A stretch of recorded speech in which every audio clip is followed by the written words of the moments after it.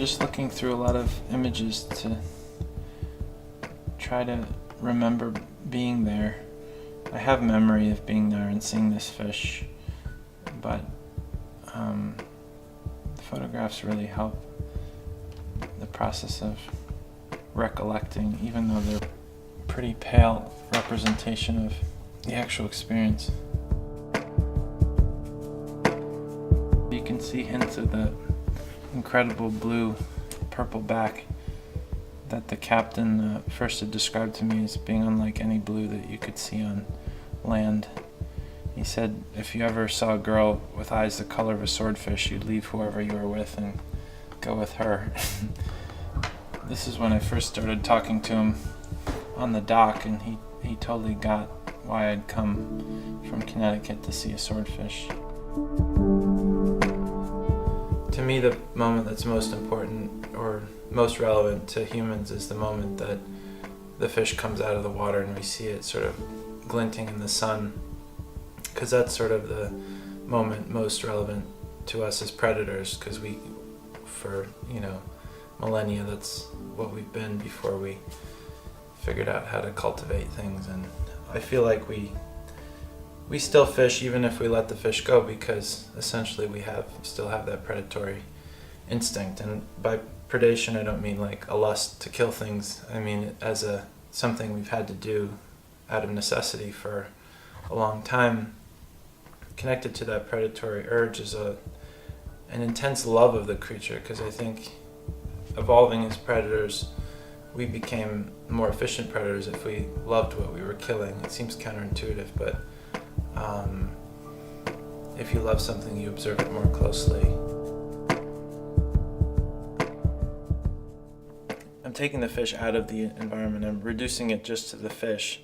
It's not about what the fish is in, it's about what's within the fish that I'm concerned with, and these beautiful patterns and abstractions.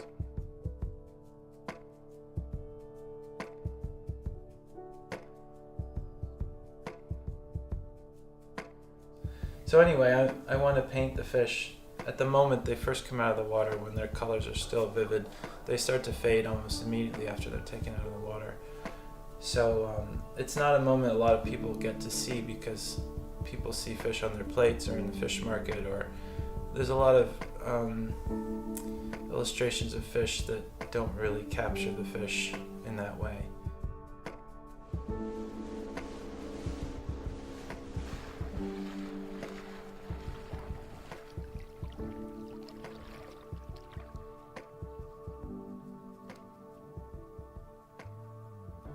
The color on the anal fin, it's like freaking crazy blue silver with purple in it.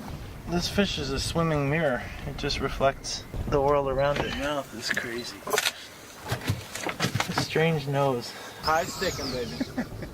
You gotta get him I could fake it and paint the stuff from Google Images, but it's not the same as seeing. You really have to see the fish. Then I'm not painting a fish to represent a species in a field guide, but I'm painting an individual fish that I had a personal experience with.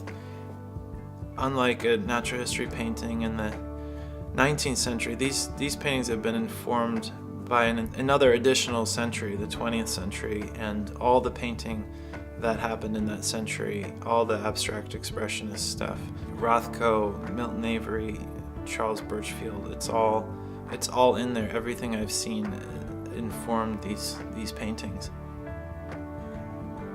I'd like to preserve as much diversity in the world as possible, natural diversity, because that's the source that we draw from for our creativity, and my greatest pleasure in life is making things, and I want to have as many tools and resources to draw from as I possibly can.